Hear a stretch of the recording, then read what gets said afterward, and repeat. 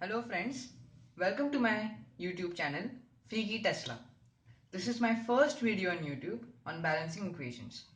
My struggle to balance equations in exams inspired me to develop a calculated and foolproof method to balance equations. So without further ado, let's get to it. Let us take the example of the equation zinc plus dilute nitric acid will give you zinc nitrate, water and nitric oxide. Step 1. Identify and highlight the elements that appear only once on both the reactant and the product side. Notice zinc only comes once on the reactant side and only comes once on the product side. So I've highlighted it. The same is with hydrogen, as you can notice. Now balance these compounds using variables.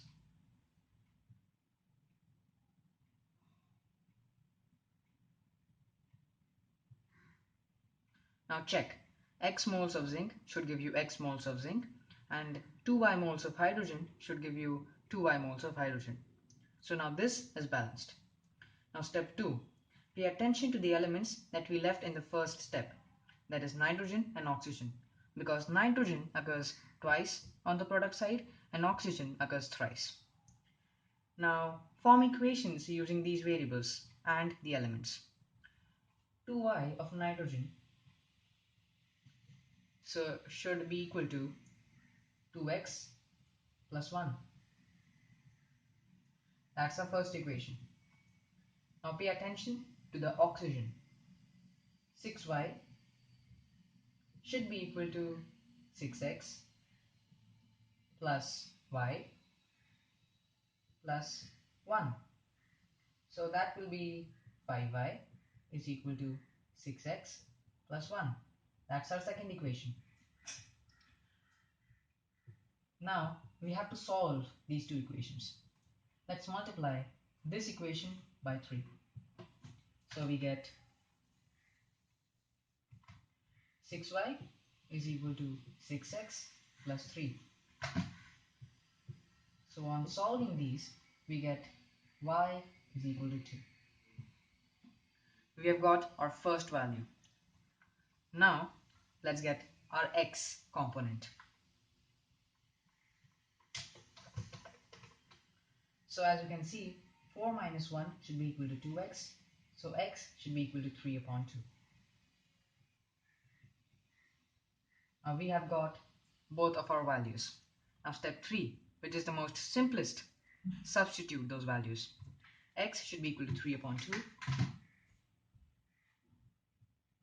2y should be equal to 4.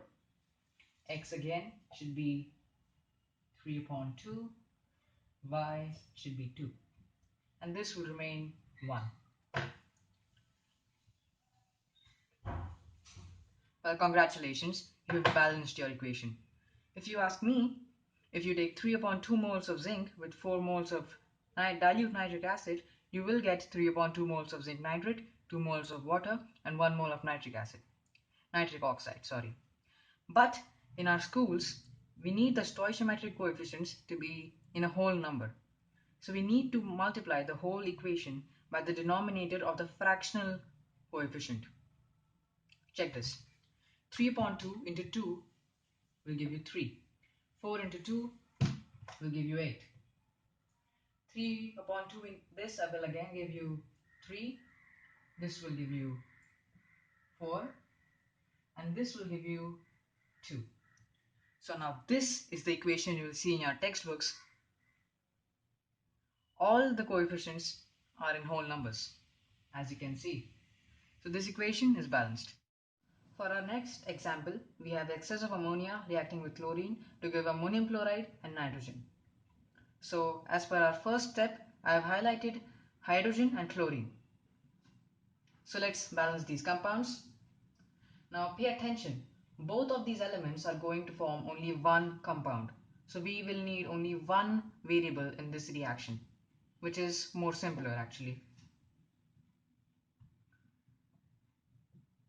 So if I put 2x over here, I'll get x of chlorine and 8x. So 8x upon 3 of hydrogen. Notice, 8x upon 3 into 3 will give you 8x of hydrogen. 8x. 2x of chlorine will give you 2x of chlorine. So next we have to pay attention towards the nitrogen. So 8x upon 3 should be equal to 2x plus 2. So we get 8x is equal to 6x plus 6. So 2x is equal to 6. So x is equal to 3. Now because we have only one variable, it is very easy to balance this reaction. Now 8 into 3 will give you 24. X is equal to 3, so this will be 3. 2x will give you 6, and this will remain as it is. Now we do have a fractional coefficient, but if you see 24 is directly divisible by 3. So this will give you 8. And this is a balanced reaction. 8 moles of ammonia with 3 moles of chlorine will give you 6 moles of ammonium chloride and 1 mole of nitrogen. As our last example, I have taken a relatively bigger equation with potassium dichromate reacting with concentrated hydrochloric acid to give potassium chloride, chromium chloride, water and chlorine. Now I have highlighted potassium, chromium, oxygen and hydrogen. As you can see, they occur only once on the reactant and the product side, whereas chlorine occurs thrice. So let's balance these compounds.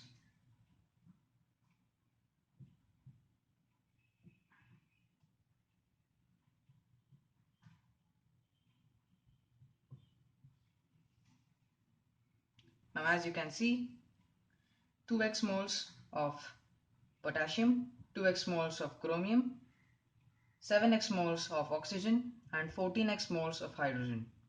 Now let's pay attention towards the chlorine component. So 14x should be equal to 2x plus 6x plus 0 plus 2. So that gives us 14x minus 8x is equal to 2. So x is equal to 2 upon 6, which is 1 upon 3. So we have got our x value as 1 upon 3. So let's substitute. Also notice that we have got only one variable in this reaction as well. So there are a few reactions in which you'll get two variables and a few ones in which you'll get only one variable, such as this.